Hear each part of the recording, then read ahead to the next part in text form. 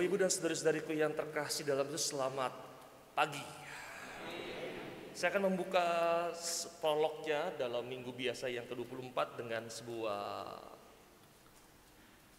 gambaran kesadaran. Dalam sebuah banyak kesempatan perjumpaan, saya tuh menemukan ada dua pola. Pola yang pertama, saya tuh melihat dalam perjumpaan atau pertemuan tuh ketika ada orang bertemu, mereka itu saling melambaikan tangan. Betul ya, atau menyapa nama. Hai Pak Budi, selamat pagi, misalnya gitu.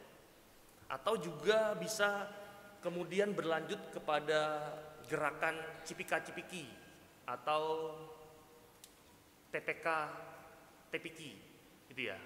Tempel pipi kanan, tempel pipi kiri. Kalau sun jarang ya, sun mah di Eropa ya. Kalau sun kanan, sun kiri gitu ya. Tempel kanan, tempel pipi kiri. Lalu juga ada yang disertai dengan senyum yang lebar, yang bahagia. Terus dilanjutkan dengan sebuah gerakan atau sebuah rencana mengajak teman atau orang yang baru ketemu itu ke suatu tempat yang nyaman, yang enak untuk diajak ngobrol. Tapi juga pada saat demikian juga sebetulnya di situ sebuah menggambarkan sebuah pola, ada perjumpaan atau pertemuan itu melambangkan tentang kegembiraan, melambangkan ada sebuah suasana ketenangan di dalamnya, menggambarkan dari suasana kepercayaan, suasana kedekatan, atau bisa juga saat itu bisa dilambangkan tentang bagaimana penemuan sahabat yang sudah lama tidak ketemu dengan diri kita. Lalu kita senang berjumpa dengan seseorang atau sahabat yang telah lama belum tidak kita temui. Nah, perjumpaan atau pertemuan ini juga seringkali menjadi pengalaman yang berarti. Sehingga biasanya saya pribadi ya, jangan dijelaskan dulu ya, biasanya sambil duduk lalu ngobrol bercerita, meskipun waktunya sudah sangat lama, seakan-akan terasa itu sangat sebentar. Pernah ngalami gak? Seakan-akan. Belum pernah mengalami? Ya kayak Anda sama pasangan sekarang lah, dulu lah. Gitu ya. Kesannya kalau lagi ngedate, ya lagi zaman dulu apa namanya? Bukan ngedate ya. Zaman dulu namanya apa? Hah? Ngapel. Ngapel. Kalau ngapel tuh kan kalau zaman dulu enggak, kalau lagi pergi naik motor atau duduk gitu, rasanya kayak kok udah 5 jam tapi rasanya kalau baru 2 menit ya. Saya nggak tahu ya betul apa enggak ya. Betul nggak? Ya rasanya kayak kalau berjumpa tuh kayak saya, waktu sudah menunjukkan pukul 11. Papamu meminta saya untuk memulangkan kamu. Ya kan cepet banget kan, padahal udah nongkrong dari jam 4 sore.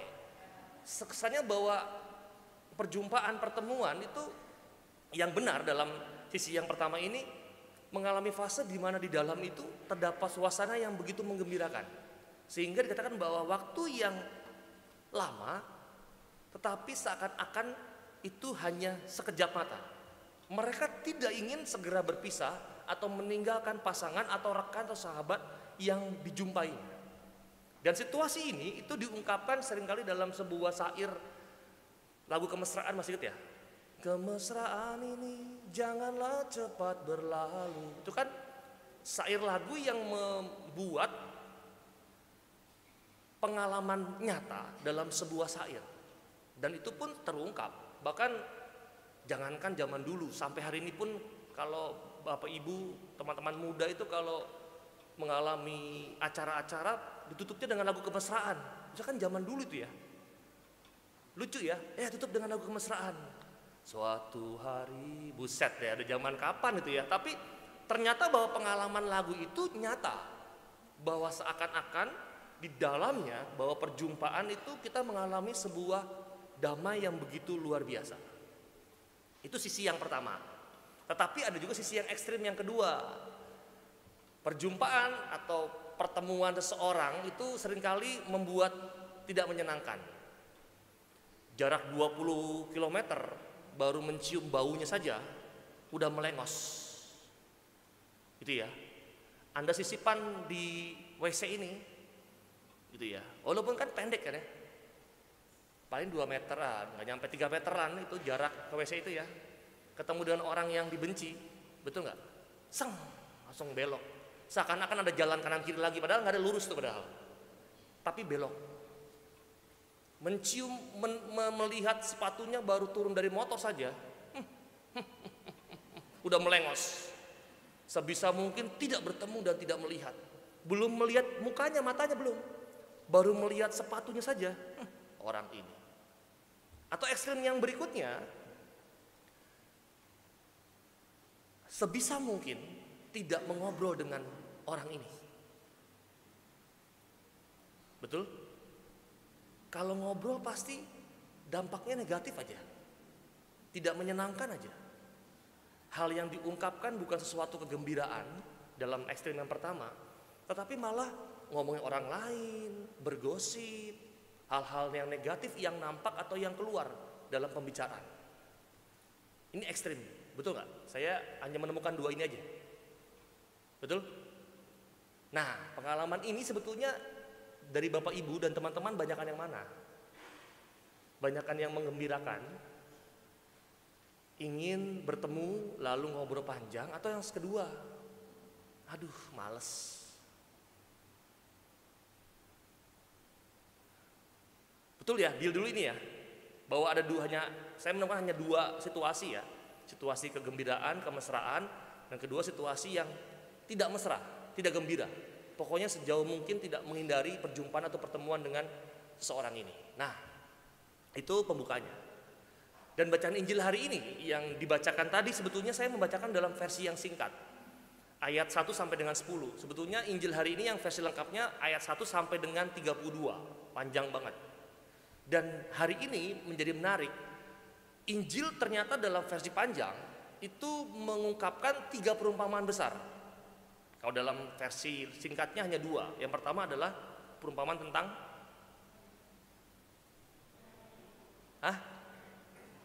domba yang hilang. Yang kedua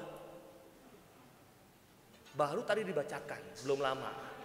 Yang kedua adalah dirham yang hilang. Dalam versi yang panjang satu lagi, yaitu tentang anak yang hilang. Hari ini dijejerkan 3 perumpamaan sebagai tema besar dalam minggu biasa yang ke-24. Nah, saya mau fokus perumpamaan yang tidak dibacakan dalam Injil hari ini tentang anak yang hilang. Udah pada hafal ya? Nah, fokus anak yang hilang menjadi sebuah rangkaian tema besar minggu ini. Dimana kalau kita mengingat kembali perumpamaan anak yang hilang, kita menemukan bahwa ada sebuah keputusan yang begitu luar biasa dari si bungsu untuk mengalami yang namanya kedamaian. Dia kembali ke rumah bapaknya setelah pergi jauh karena ia rindu untuk mengalami yang namanya kemesraan. Kemesraan yang dikatakan dalam pengalaman anak yang hilang adalah kemesraan dalam situasi aman, situasi nyaman, situasi damai, dan situasi penuh kasih persaudaraan bersama keluarga atau sang bapa. Dan lebih ekstrem lagi kalau kita masih mengingat, bapaknya itu mengalami juga fase yang luar biasa. Fase di mana dia tidak sabar untuk menerima kembali anak yang hilang tersebut, si bungsu, dengan menjemputnya, dengan berlari, menemukan anak itu. Setelah menemukan dan berlari, apa yang terjadi? Ia merangkul anak tersebut. Lalu ia mencium dia. Ini sebuah rangkaian fase di mana orang mengalami damai kemesraan yang sungguh. Bahwa di dalam sebuah gerak rangkaian tersebut ada kegembiraan dan sukacita. Maka saya teringat dengan sebuah istilah Latin yang mengatakan bahwa misericordes sicut pater. Murah hati seperti Bapa. Maka di fase yang kedua itu saya mau menggambarkan tentang ternyata dalam 3 lakon besar anak yang hilang ini kita menemukan pola-pola yang bisa menggambarkan kehidupan kita. 3 lakon besar ini merupakan sebuah nilai-nilai Allah Bapa yang murah hati. Lakon yang pertama yang ditampakkan adalah anak yang bungsu. Anak yang bungsu itu adalah sebuah gambaran kehidupan di mana kita atau orang-orang yang mencintai hidup secara dinamis. Artinya adalah terbang. Terbang itu adalah pergi dan sibuk ke banyak tempat. Bertemu dengan banyak orang dan begitu banyak persoalan tetapi pada akhirnya dia tersungkur dan jatuh. Dengan kata lain, gambaran si bungsu ini, kita bisa menjadi anak yang hilang ketika apa? Ketika kita sibuk pergi ke banyak tempat dengan banyak orang, dengan beraneka macam gerakan, tapi pada akhirnya karena kekurang hatian kita, sayap kita itu menjadi rapuh. Kita jatuh dan merasa lelah, merasa letih, habis tidak mempunyai rumah, akhirnya kita rindu pulang dan menempatkan dan menantikan sambutan hangat dari sang Bapa. Itu gambaran anak bungsu. Yang kedua lakonnya adalah anak sulung. Anak sulung adalah gambaran sebuah kehidupan di mana kita mencintai hidup yang statis. Dinamis anak yang bungsu, yang sulung statis. Kita seakan-akan itu menjadi anak yang manis, anak yang taat, anak yang baik, anak yang tidak hanyut dalam pesta pora, tetapi anak yang kerasan di rumah. Tapi di balik itu ternyata kita selalu merasa paling benar. Kita merasa paling baik. Kita merasa sok dan terkena kesombongan rohani. Kita mudah mencibir orang lain. Kita mudah mempergunjingkan orang lain. Bahkan yang paling parah, kita mudah untuk mencap buruk orang lain. Dengan kata lain, Bapak Ibu dan teman-teman terkasih, kita bisa menjadi anak yang sulung, yang akarnya keropos ketika kita menjadi pribadi yang murah hati, mudah iri dan tinggi hati. Kita merasa menjadi orang yang patuh dan taat kepada orang tua. Bagi anak-anak, taat kepada guru, taat kepada uskup kami, para imam, bahkan taat kepada Tuhan. Kita seakan-akan menjadi seseorang yang kerasan di rumah. Tetapi kita lupa bahwa akar kita adalah akar yang keropos. Karena kita mudah untuk iri hati. Kita mudah untuk tersinggung. Kita mudah untuk keras kepala. Mudah menggerutu dan sulit bersekutu. Terutama karena sikap selalu merasa paling benar, paling baik. Yang kadang yang terparah lagi, hal semua itu ditunggangi oleh rasa dengki dan kesombongan. Itu lakon yang kedua. Lakon yang ketiga yang digambarkan adalah sang Bapa. Lakon ini merupakan sebuah gambaran panggilan hidup yang sejati.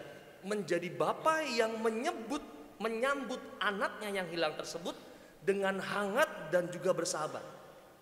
Bapa yang berbelas kasih, Bapa yang menerima, Bapa yang menghargai kerapuan orang lain, Bapa yang mengasihi, Bapa yang menghargai dan juga mengampuni.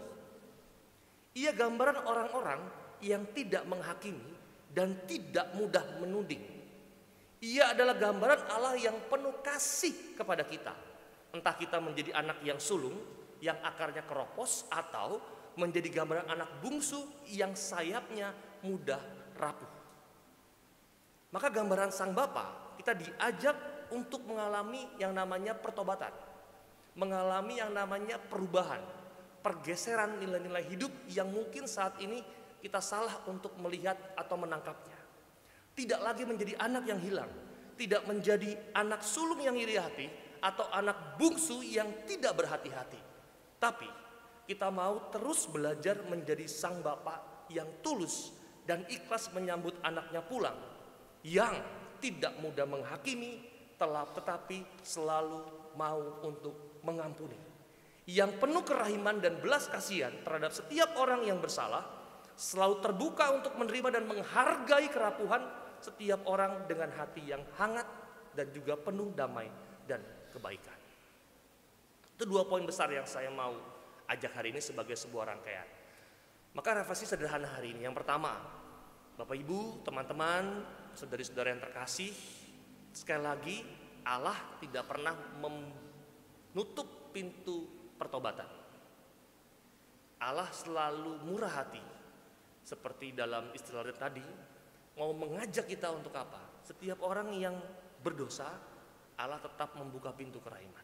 PR-nya adalah, apakah kita mau masuk dalam situasi atau semangat pertobatan yang Tuhan tawarkan hari ini?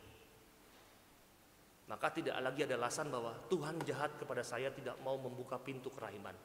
Bohong. Yang tidak mau adalah kita sendiri yang tidak mau masuk dalam pintu gerbang yang Tuhan telah sediakan. Itu yang pertama. Yang kedua adalah mari berefleksi. Sekarang kita berada di posisi yang mana? Menjadi anak yang bungsu, yang sayapnya rapuh, yang sering berpergian lalu lupa, kekurang hatian lalu balik kembali. Atau anak yang sulung, yang sebetulnya akarnya keropos, sering berdoa, seakan-akan sering berdoa, seakan-akan pelayanan, seakan-akan baik kepada istri dan anak-anak, seakan-akan mau tampil baik di depan umum, tetapi sebetulnya akarnya keropos, isi dalemannya itu busuk. Atau kita sudah menjadi sebuah gambaran Allah Bapa yang pelan-pelan mau menunjukkan kasih dan kerahiman kepada banyak orang. Temukan hal itu, dan itu yang menjadi sebuah langkah yang baik untuk kita. Setelah kita menemukan posisinya, baru kita bisa beranjak. Nah, problemnya adalah seringkali kita tuh menentukannya nggak pas. Seakan-akan saya itu adalah orang yang baik, Romo. Padahal semua hal yang dilakukan adalah yang tidak baik. Lebih baik nih, tapi walaupun tidak benar juga ya. Lebih baik Anda baik tetapi seakan-akan tidak baik, dibandingkan Anda tidak baik seakan-akan Anda menjadi orang yang baik. Nah, maka temukan posisi Anda hari ini dan mohon rahmat supaya kita bisa masuk dalam gambaran Sang Bapa, lakon Sang Bapa yang hari ini menjadi sebuah gambaran Allah yang marahin kepada kita semua. Begitu? Paham? Gampang hari ini. Bawa pulang refleksinya, temukan refleksi masing-masing. Mohon kepada Allah supaya benar kita menemukan rahmat pertobatan, sehingga Allah yang baik sungguh membuka hal yang baik pula kepada kita semua sebagai para murid yang lemah dalam hal kedagingan tetapi mau berusaha untuk sampai kepada keselamatan yang Tuhan tawarkan. Kita ini sejenak